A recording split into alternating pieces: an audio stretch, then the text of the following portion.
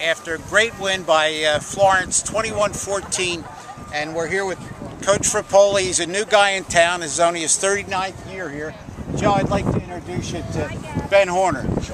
You may not recognize him. He's a throwing quarterback. Yes, we understand that now. And of course, Aaron Salaga, who has been a mainstay for you for 4 years.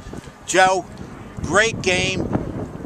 Who was the team that was out here in the first half, and where did you send them? Because the guys you brought out in the second half were obviously a different group. Well, I think we called a couple people out, and I don't think totally it was their fault, but I think some of it was as a team, as a unit. I think when they struck early and made the big play, it took a little bit out of us, and then when they came and we couldn't move the ball.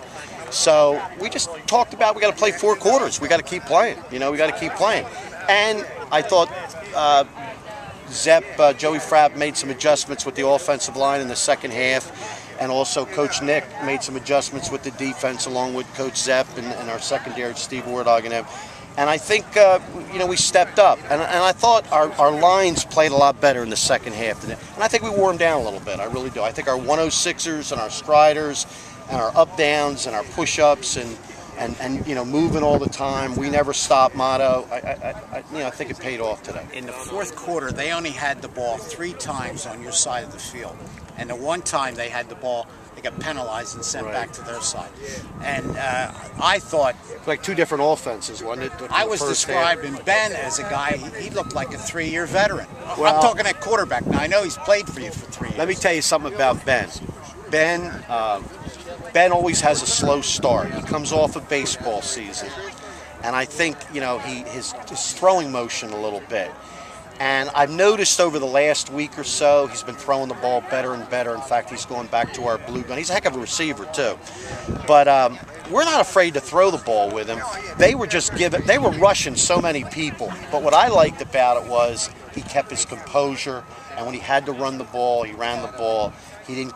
A year ago, he might have been running backwards. This time, he was attacking the line. That's a senior. He stepped up as a senior leader. A couple plays where he dropped straight back.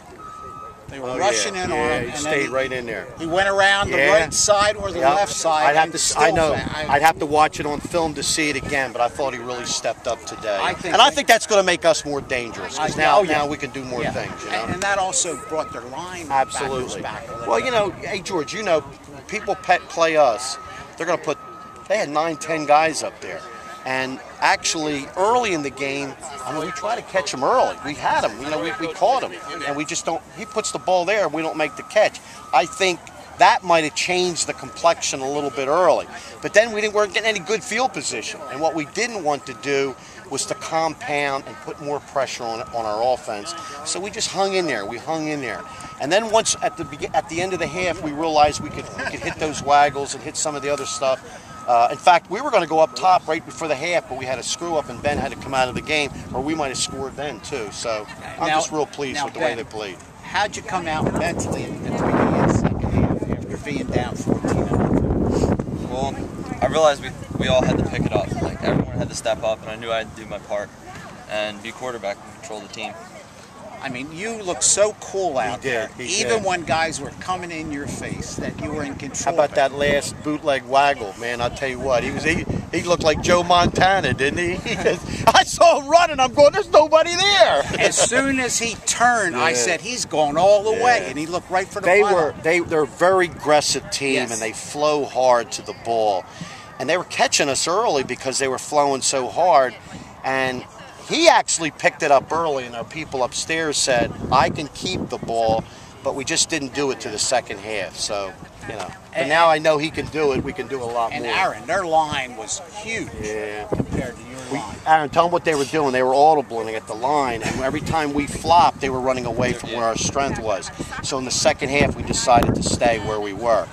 I was yelling at our linebackers, but what was happening, they kept going weak side, and they kept cutting our linebackers off, and our linebackers couldn't make plays. And I think they were, and when our linebackers can't make plays, then we're in a lot of trouble. But I thought we stepped up. In the second half, you shut down their outside game. Oh, absolutely, absolutely. I thought we got more pressure in the second half. I thought Coach Nick, he dialed up some things.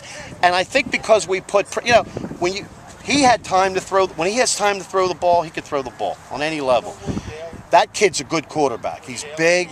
He was tough to bring down early. But guess what? We started putting pressure. You see what he started doing? Overshooting, undershooting. All of a sudden, you start looking. That's the name of the game. Yeah, I mean, in the first half, I thought you were making their quarterback and Mitchell All-Americans. Yeah. Well, I'll tell you, 23 is good.